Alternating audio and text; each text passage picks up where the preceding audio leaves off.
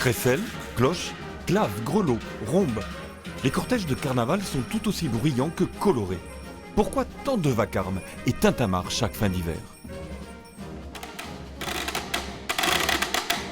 Tous ces bruits sont là pour réveiller la nature sauvage, pour contenir aussi l'espace du vivant, faire la relation avec la circulation des âmes, la fin du cycle, les morts de l'année, tout ce qui se passe dans la nuit et toute la partie sombre aussi de cette période d'hiver, et évidemment rappeler la vie, réveiller la nature avec tous les bruits, tous les instruments de musique, toutes les cloches et toutes les vibrations qui peuvent s'en suivre.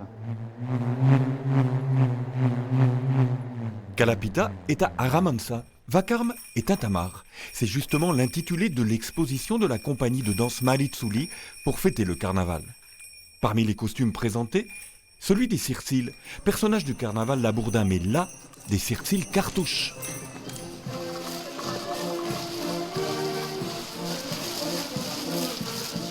Nous les avons cousus.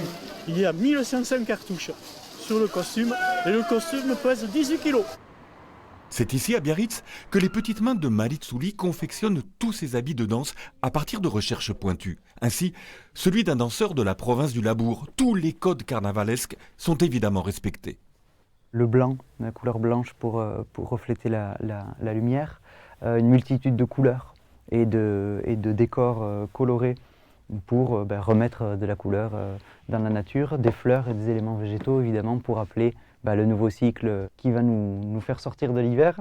Et puis évidemment des grelots.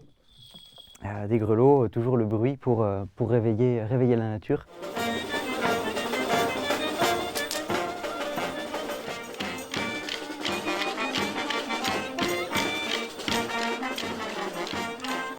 Le carnaval chamboule l'ordre établi. Un instant où tout ou presque est permis.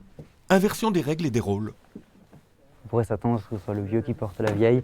On est dans les histoires d'inversion et de représentation aussi de la vieille année par rapport à la nouvelle qui va arriver. C'est un personnage qui a plein d'autres formes différentes en Europe, partout. On a une vieille qui porte un bébé, on a voilà, d'autres formes un peu grotesques de vieux.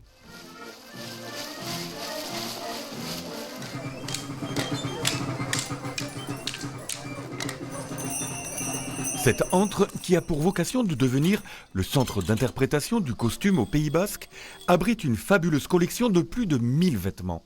Une collection vivante, sans cesse enrichie et surtout transmise. On n'est que de passage, donc il faut surtout pas oublier de passer les choses.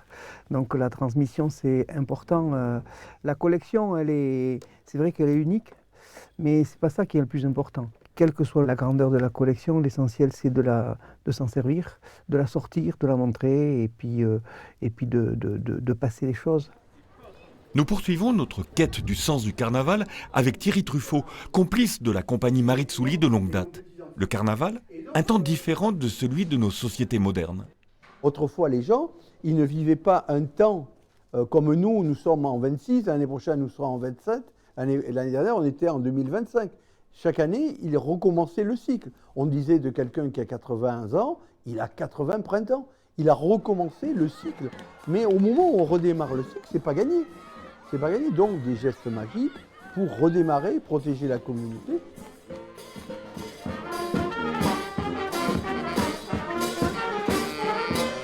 La protection de la communauté passe par la réaffirmation du territoire, de rites, de danse, comme ici à Ustaritz, à Kerdansa, la danse du bouc, et de bagarres, dont les protagonistes sont des animaux de la mythologie basque.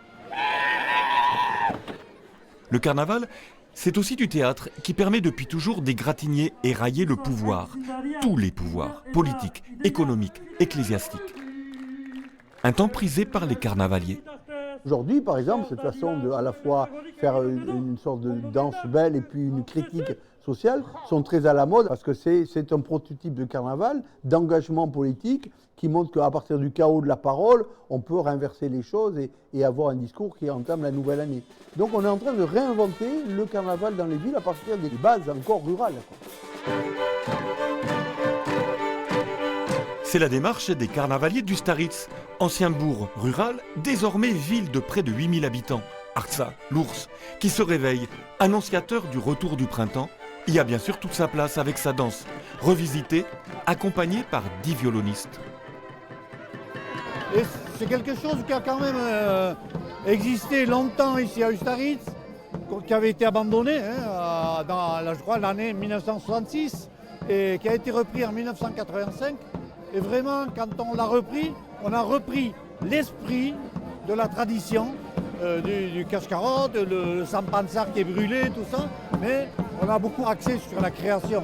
Vraiment, c'est ce qui est important, que les gens s'y reconnaissent. Et le succès est là d'année en année. Plus de 3000 personnes assistent au carnaval d'Ustaritz dans le cadre du festival Artsado, le temps de l'ours. Cache-carotte, Mayak, Sirtsil, personnages qui chassent par le bruit et la danse l'hiver, les esprits mauvais et malins, la nuit. Les Sirtsil, c'est un rôle un peu bohémien qui incarne un peu la folie, très coloré. Voilà, donc on fait partie du défilé du Yauteri. On met un peu au goût du jour des danses tout en gardant leur origine, en amenant un peu de renouveau pour toujours un peu attirer de nouvelles générations, donner envie et faire sens auprès de tout le monde, quoi. La fête s'achève par le jugement et l'exécution de Sampantsar, Monsieur Carnaval. Mais à Ustaritz, il ne porte pas tous les maux de l'année. Soutenu par les Sirtsil, sa garde rapprochée et surtout par les habitants d'Ustaritz, les Ustaristar. L'an prochain, Sampantsar reviendra et le cycle recommencera, porteur d'espoir, malgré ce monde à l'envers.